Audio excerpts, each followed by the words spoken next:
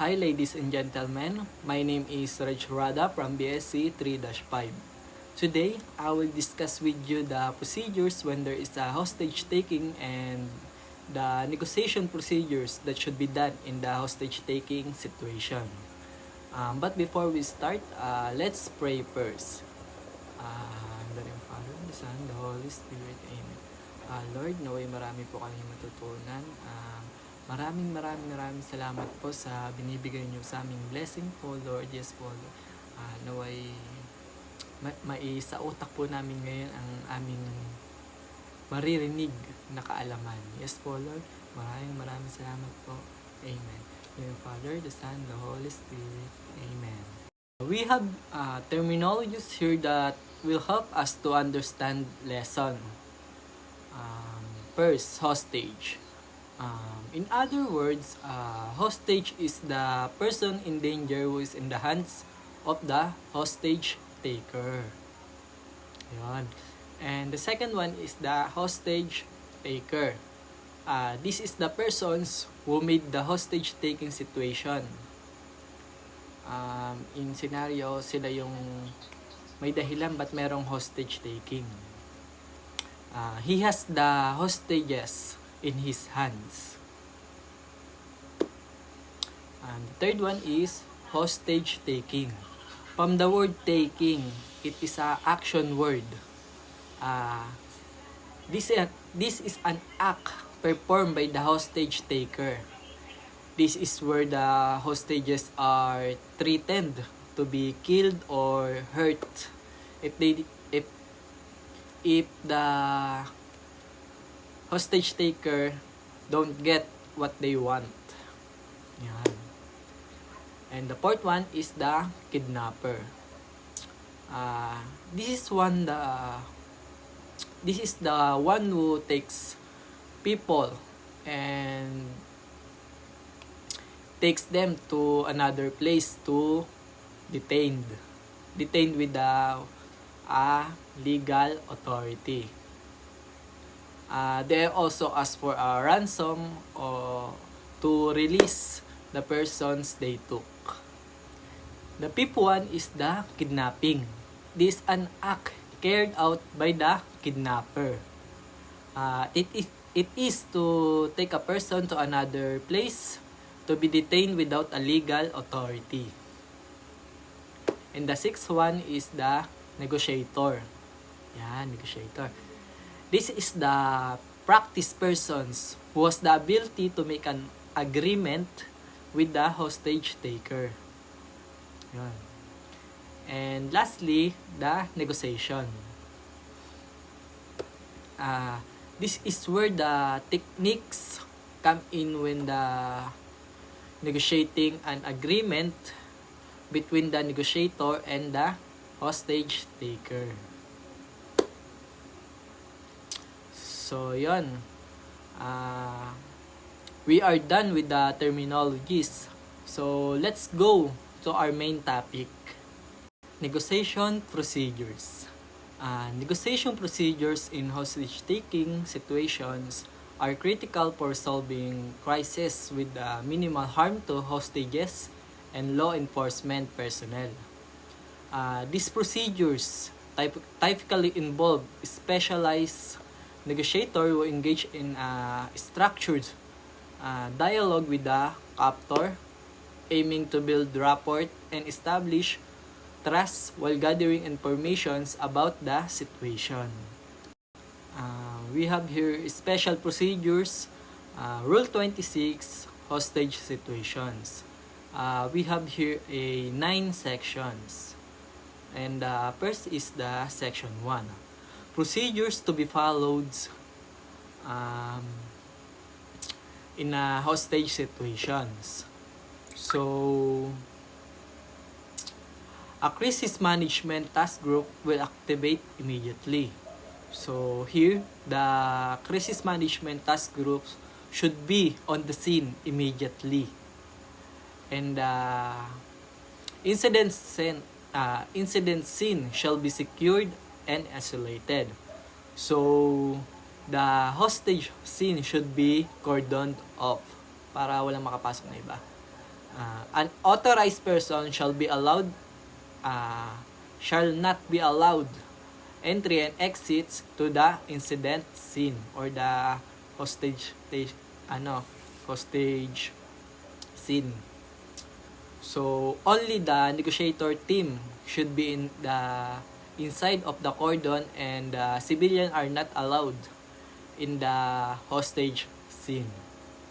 So also, the witnesses who can help in the investigation should be recorded their names, address, and other information, and place them into the safe place. Section number 2. Ground commander. There shall be only one ground commander in the area or in the hostage-taking situation. So, why is it necessary to have only one ground commander?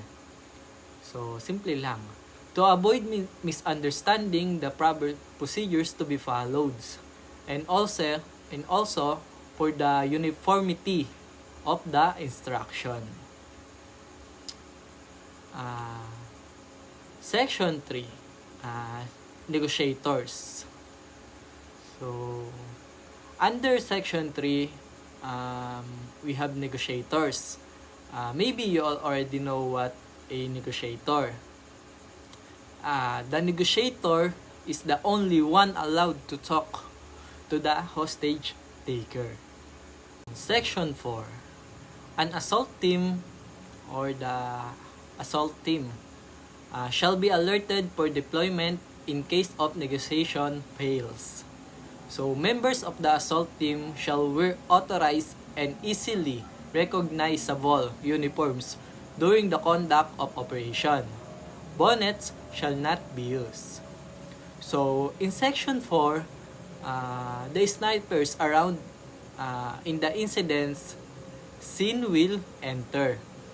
So, they should always be alert to what may happen, especially if the hostage negotiation fails.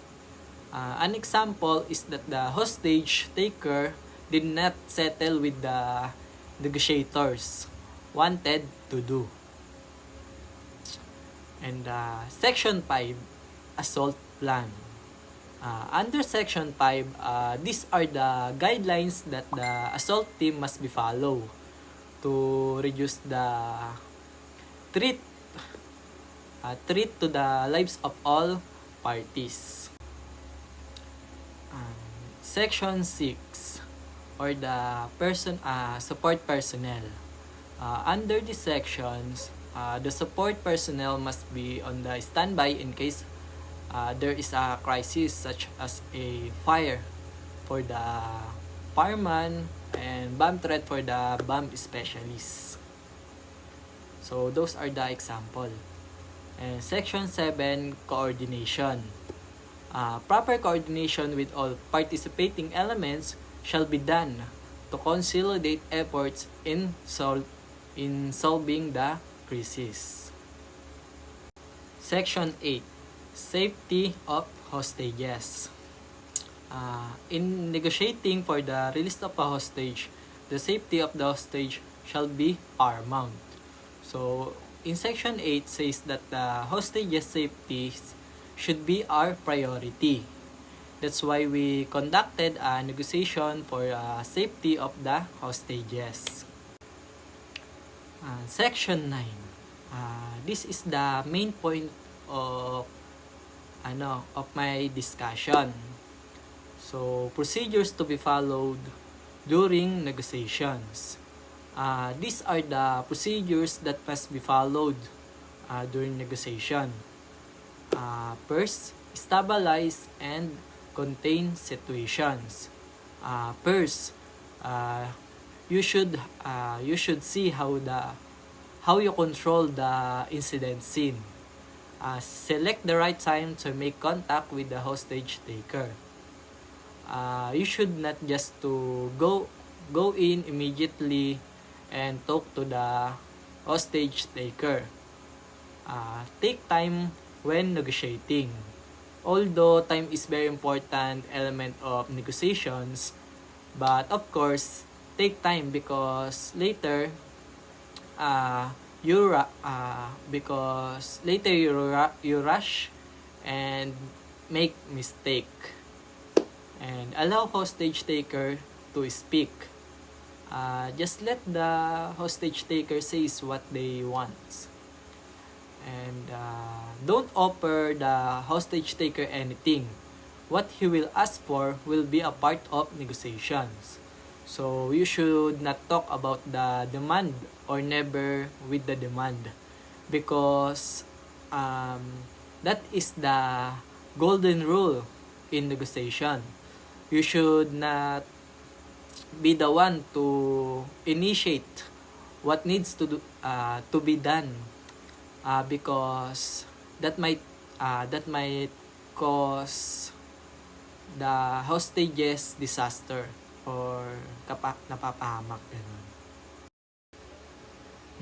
Avoid directing frequent attention to the victim when talking to the hostage taker.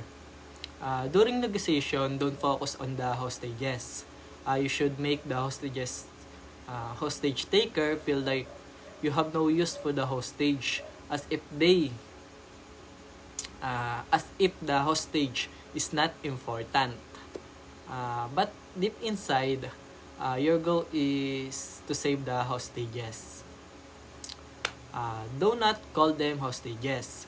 Be as honest as possible. Avoid tricks. Be sincere. Never dismiss any request from the hostage taker as trivial or unimportant. So, everything the hostage taker says should be yes.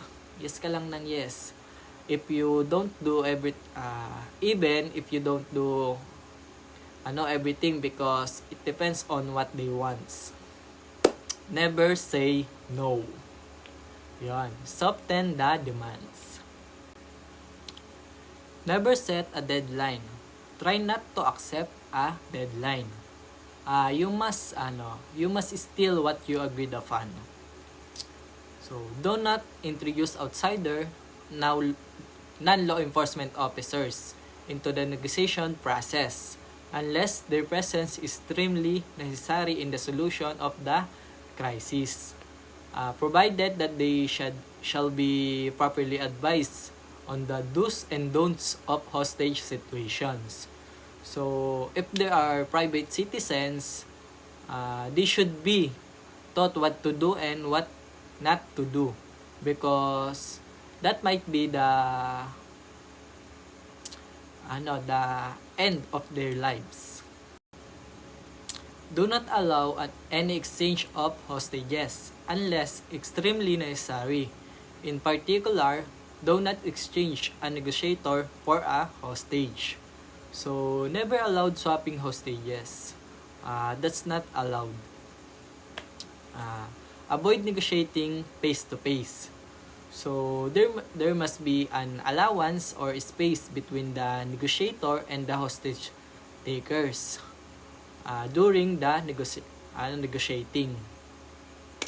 Law enforcement officers without proper training shall not be allowed to participate in hostage negotiation. So, ayun nga. Of course, it is important that the persons conducting the negotiation should be undergo proper training, because we have an SOP that is called in the training that those who want to be negotiators must meet. So this is where my discussion ends. So I hope you learned a lot from my discussion, especially in the negotiation procedures. Yon. Again, my name is Reg Rada from BSC 3-5. Thank you for listening.